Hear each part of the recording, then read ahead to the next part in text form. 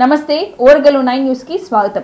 భారత రాజ్యాంగాన్ని ఆమోదించుకొని 75వ ఏడాదిలోకి అడుగుపెట్టిన సందర్భంగా రాజ్యసభలో సోమవారం ప్రత్యేక చర్చ జరిగింది. అధికార పక్షం తరపున కేంద్ర మంత్రి నిర్మలా సీతారామన్ చర్చను ప్రారంభించారు. ఈ సందర్భంగా కాంగ్రెస్ పై ఘాటైన వ్యాఖ్యలు చేశారు. కుటుంబం కోసం రాజ్యాంగాన్ని మార్చివేశారని దుయ్యబట్టారు. రెండో ప్రపంచ యుద్ధం తర్వాత దాదాపు 50 దేశాలకు స్వాతంత్ర్యం లభించింది. అవి రాజ్యాంగాన్ని రచించుకున్నాయి. కాలక్రమంలో పలు దేశాలు తమ రాజ్యాంగం అసలు ఉద్దేశాన్ని మార్చేశారని మండిపడ్డారు Nirmala Sitharaman. 1949 This milestone invites us not to just celebrate but to deeply reflect on our journey and chart our path forward. This constitution has been the bedrock of the world's largest democracy, testament to the profound wisdom of its architects and the resilience of our democratic spirit. Kashyap had to say, while many constitutions of nations framed after the Second World War have floundered and gone into oblivion, our constitution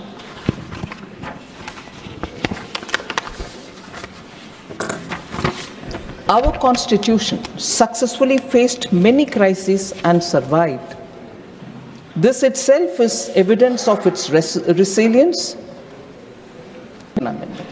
Now, if an amendment can go through these kind of tests, we'll be able to see why India's constitution, going by the words of Dr. Ambedkar, if you had good people who are called to work on it, amendment added 3 more heads to Article 19(2).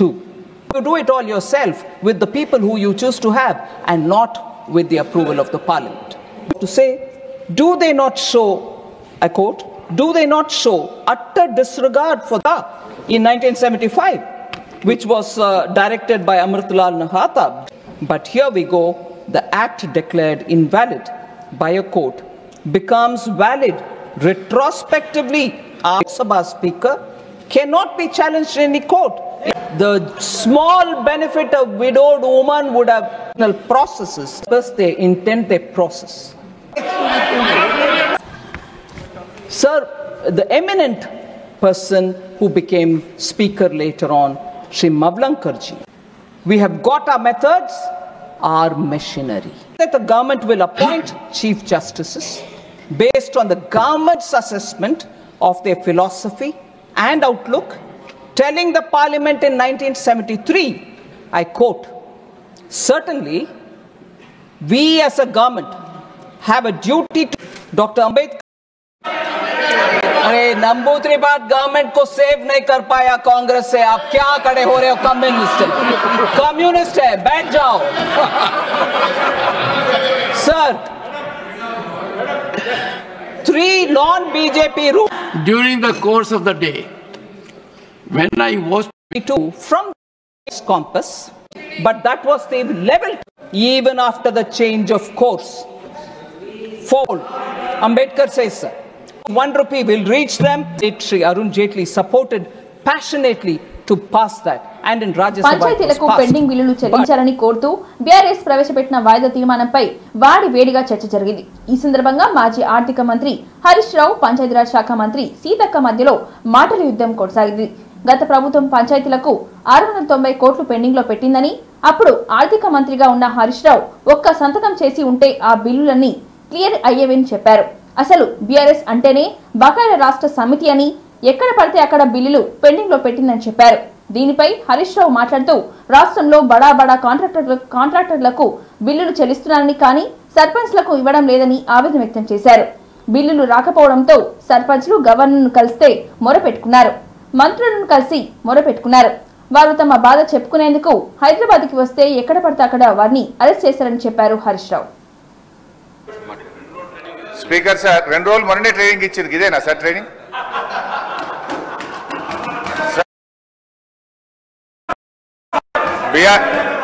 చేయడం జరిగిన త్వరలో పనిచేస్తే ఈ బిల్లులు ఇయ్యాలి అధ్యక్ష. ఒక్క November నెలలో బడా కాంట్రాక్టర్లకు 1200 కోట్లకు పైగా బిల్లులు ఇచ్చారు. ఒక్క నెలలో 1200 కోట్లు బడా కాంట్రాక్టర్లకు ఇస్తారు. ఈ చిన్న కాంట్రాక్టర్లు 5 లక్షలు 10 లక్షలు చేసిన సర్పంచులు, ఎంపీటీసీలు, జెడ్పీటీసీల మీద ఎందుకు పగబట్టి కక్షతో వాళ్ళని ఇబ్బంది పెడుతున్నారని చెప్పి నేను ఈ రోజు ప్రభుత్వాన్ని అడుగుతున్నా అధ్యక్ష. ఈ రోజు పరిస్థితి ఏమైంది?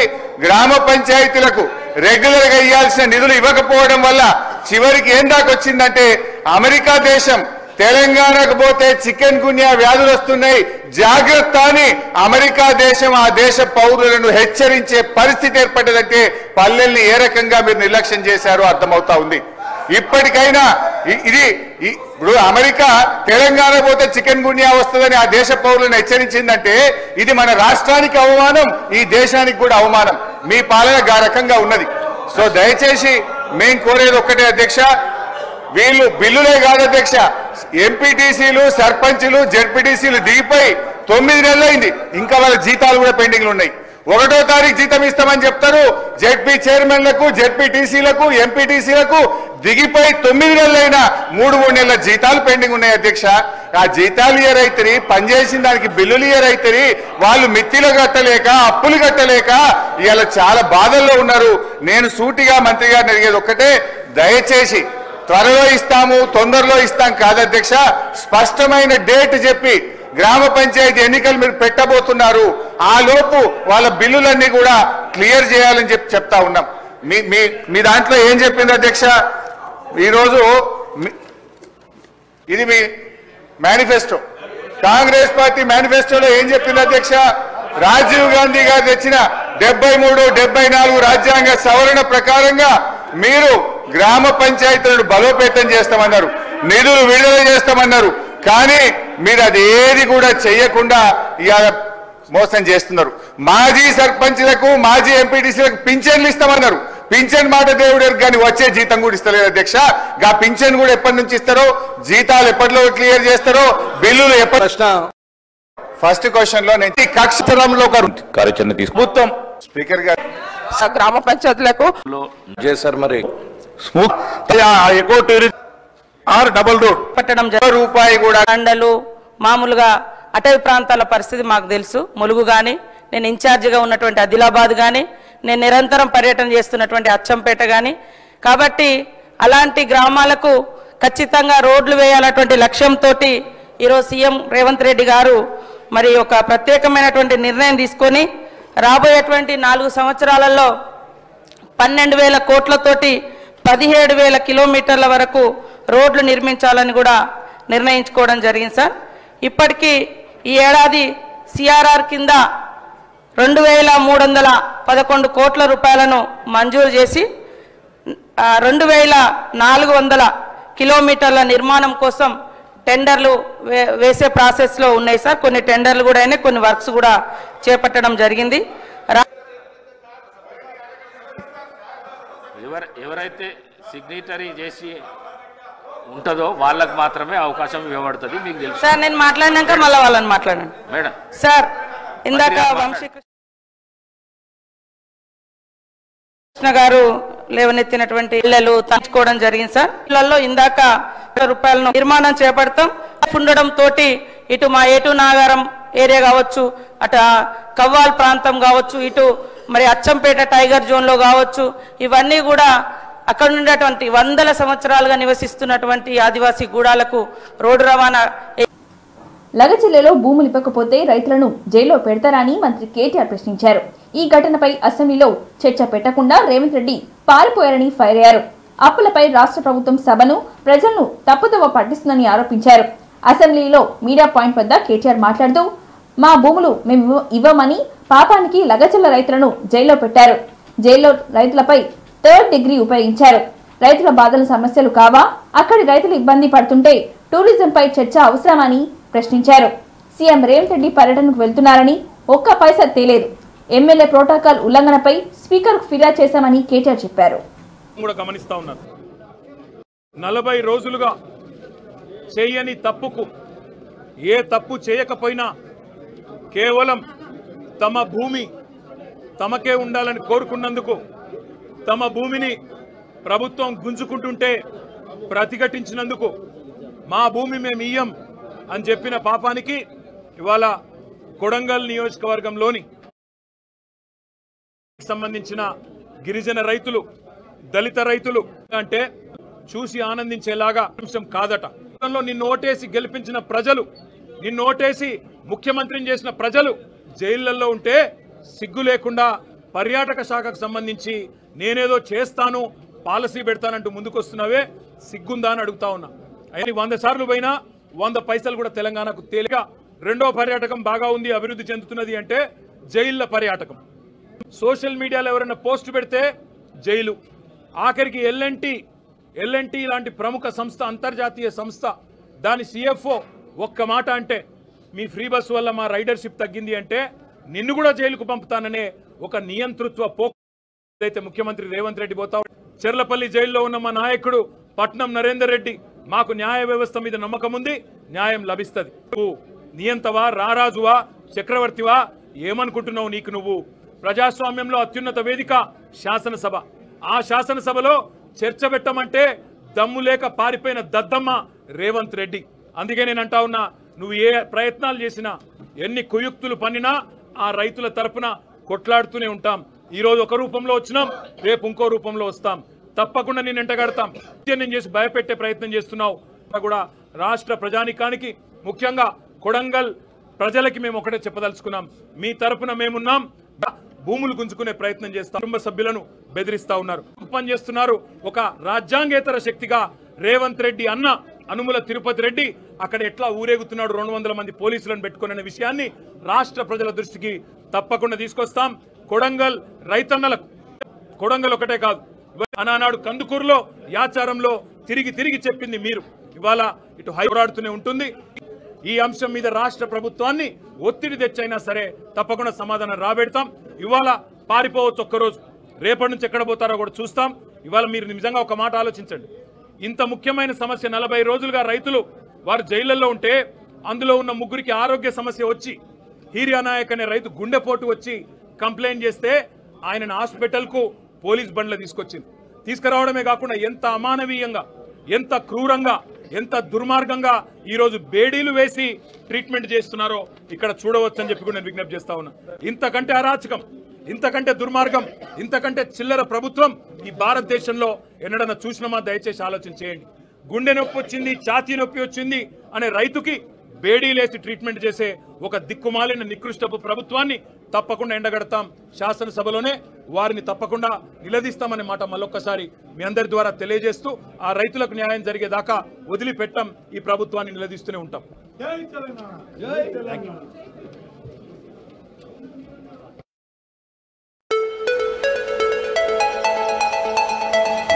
హనుమకొండ నుండి కేవలం 20 కిలోమీటర్ల దూరంలో మండలం గూడూరు విలేజ్ సమీపం పచ్చని చెట్ల మధ్యలో ప్రకృతి అందాలతో పొలాల మధ్యలో సాధన విలేజ్ రిసార్ట్ మీకోసం.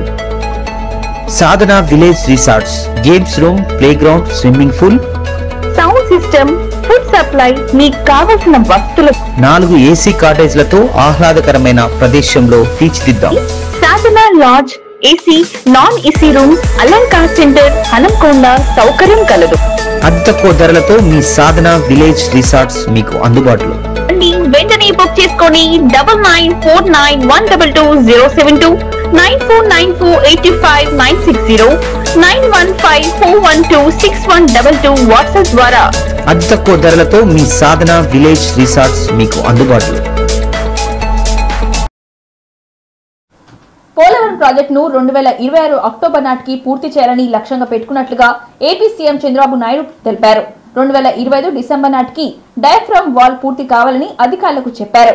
పోలవరం ప్రాజెక్టు వద్ద సీఎం చంద్రబాబు నాయుడు సుడిగాలి పర్యటన చేశారు. హెలికాప్టర్లో పోలవరం చేరుకున్న సీఎం వస్తూనే విహంగ వీక్షణం చేశారు. ఆ తర్వాత మంత్రి రామానాయుడు ఇతర అధికారులతో కలిసి వ్యూ పాయింట్ కు వెళ్లారు. పోలవరం గ్యాప్ 1 పనులను పరిశీలించి ఛాయాచిత్ర ప్రదర్శనను తిలకించారు. ప్రాజెక్టు రోడ్డు మార్గం ద్వారా నిర్మాణ ప్రాంతానికి వెళ్లి అక్కడ పనులను పరిశీలించారు. డయాఫ్రమ్ వాల్ నిర్మాణంపై ఆరా తీశారు. అనంతరం అధికారులతో సీఎం సమీక్షించారు.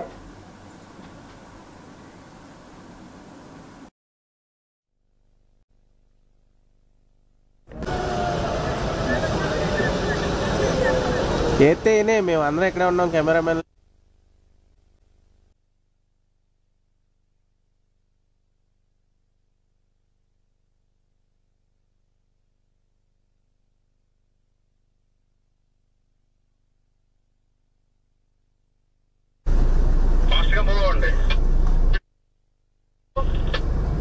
అన్నా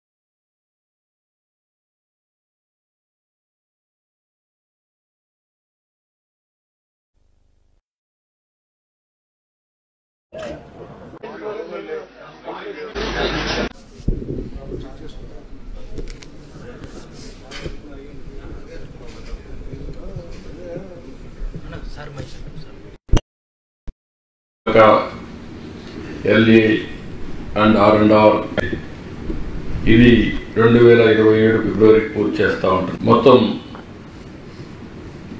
ఈ ప్రాజెక్ట్ బెనిఫిట్ చుట్టూ అది ఇన్వెస్ట్ అవ్వదు.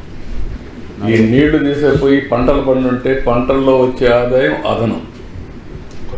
అది ఒకసారి జిఎస్టిపి పెరిగిన తర్వాత ఆ జిఎస్టిపి పైన మళ్ళీ ఆదాయం వస్తుంది. అది వెల్త్ వస్తుంది, డబ్బులు వస్తాయి. ఇట్ ఈజ్ ఒక మూమెంట్ అన్నారు, ఒక స్పైరల్ మారిగా అన్నీ నాశనం అయిపోయాయి. ఇప్పుడు మీరు ఒకసారి చూస్తే తెలంగాణ ఆంధ్రప్రదేశ్ విభజన జరిగిన తర్వాత హైదరాబాద్ నగరం తెలంగాణకు వెళ్తుంది కాబట్టి హైదరాబాద్ అనేది రెవెన్యూ జనరేషన్ సిటీ కాబట్టి ఆంధ్రప్రదేశ్లో రెవెన్యూ జనరేషన్ చేసుకోవడానికి అవకాశాలు లేవు కాబట్టి అమరావతి పోలవరాన్ని కేంద్రం డబ్బులు ఇస్తాను పెట్టారు.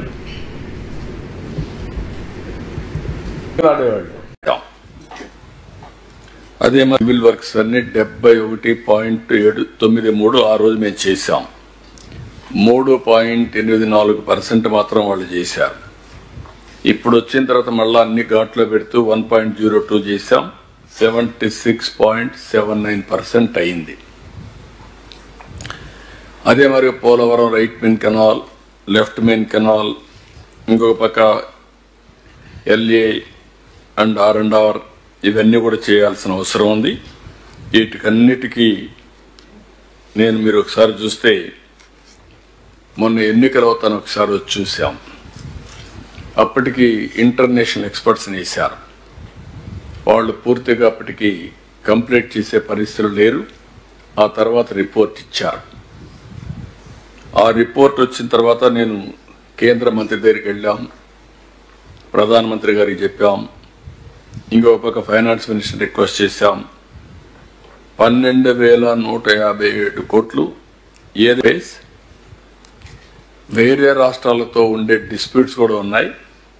అటు ఒరిస్సా, ఛత్తీస్గఢ్ ఈ రెండు ఉన్నాయి. సుప్రీంకోర్టులో కూడా ఒక రిట్ ఒకటి ఉంది, దాన్ని కూడా టేకప్ చేయాల్సిన అవసరం ఉంది. ఇవన్నీ కూడా వర్కౌట్ చేసి 41.25 కానీ 45.72 కానీ ఏమేమి ప్రధానమంత్రి నీతి ఆయోగ్ రెఫర్ చేశారు. బంగ్లాదేశ్ లో మైనార్టీలు హిందువులపై దాడులు జరుగుతున్న సంగతి తెలిసిందే. దీనిపై లోక్సభలో కాంగ్రెస్ ఎంపీ ప్రియాంక గాంధీ మాట్లాడారు. ఆ దాడులపై భారత్ గలం విప్పాలని కోరారు. బంగ్లాదేశ్ లో మైనారిటీలైన హిందువులు, క్రైస్తవులపై జరుగుతున్న దాడులపై భారత ప్రభుత్వం గలం విప్పాలని, ఆ దేశంతో మాట్లాడి పరిస్థితులను చక్కదిద్దేందుకు అక్కడి ప్రభుత్వాన్ని కోరాలని చెప్పారు. విజయ్ దివాస్ సందర్భంగా 1971 యుద్ధంలో అమరులైన వారికి లోక్సభలో వేదికగా సెల్యూట్ చేశారు. ఆనాటి తూర్పు పాకిస్తాన్ పరిస్థితిని ఇందిరాగాంధీ ధైర్యంగా చక్కదిద్దారని కొనియాడారు.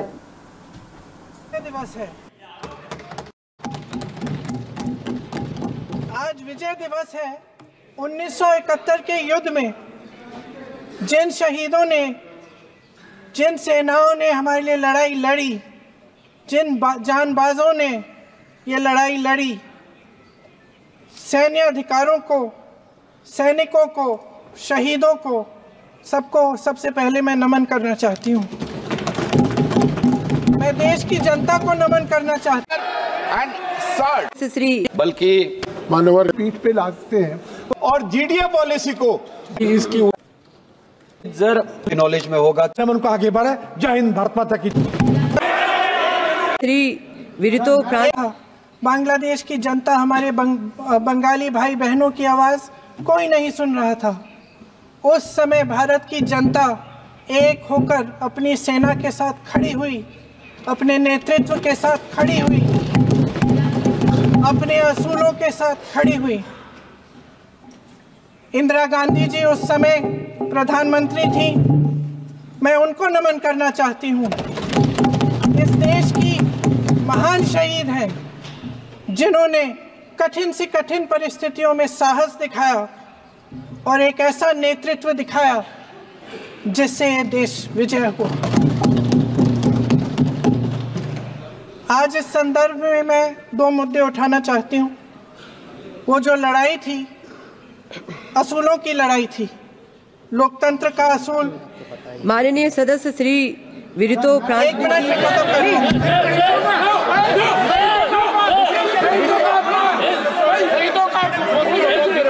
मैं संक्षिप्त में बोल देती हूँ। कंप्लीट करिए सभापति महोदया जी, मैं संक्षिप्त में बोल देती हूँ। कंप्लीट करिए। 2 मुद्दे हैं, संक्षिप्त में बोल देती हूँ। पहला मुद्दा ये है कि बांग्लादेश में जो अल्पसंख्यकों के साथ, जो हिंदुओं और ईसाइयों के साथ अत्याचार हो रहा है, उसके खिलाफ इस सरकार को आवाज उठानी चाहिए। बांग्लादेश की सरकार के साथ बातचीत करनी चाहिए और पूरा समर्थन देना चाहिए जिनको माननीय सदस्य श्री वरितो फ्रांसिस जी वो भी एसोसिएट करेंगे प्लीज। अरे पूरी जवाब तो बोलने दो, पूरे तो। తెలంగాణ ఇంటర్ పబ్లిక్ పరీక్ష షెడ్యూల్ విడుదల చేసింది. ఫస్ట్ ఇయర్, సెకండ్ ఇయర్ పరీక్ష షెడ్యూల్ విడుదల చేసింది.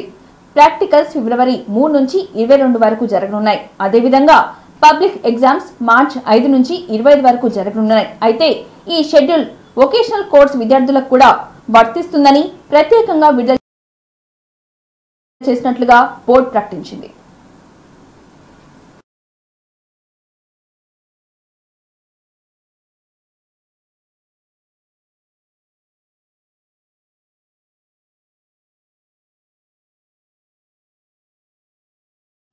ఇంతటితో ఈ వార్తలు సమాప్తం. మరిన్ని వార్తలతో మళ్ళీ కలుద్దాం. చూస్తూనే ఉండండి ఓరుగల్లు 9 న్యూస్.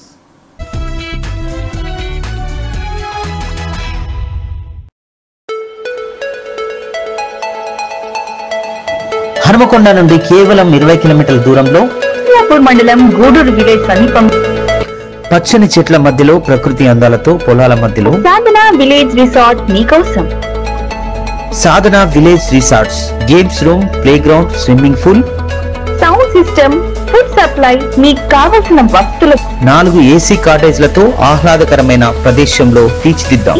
సాధన lodge, AC, non AC room, Alankar centre, Hanamkonda సౌకర్యం కలదు. అతి తక్కువ ధరలతో మీ సాధన విలేజ్ రిసార్ట్స్ మీకు అందుబాటులో. వెంటనే బుక్ చేసుకొని 9949122072 949485960915412612 6122 వాట్సాప్ ద్వారా అతి తక్కువ ధరలతో మీ సాధన విలేజ్ రిసార్ట్స్ మీకు అందుబాటులో.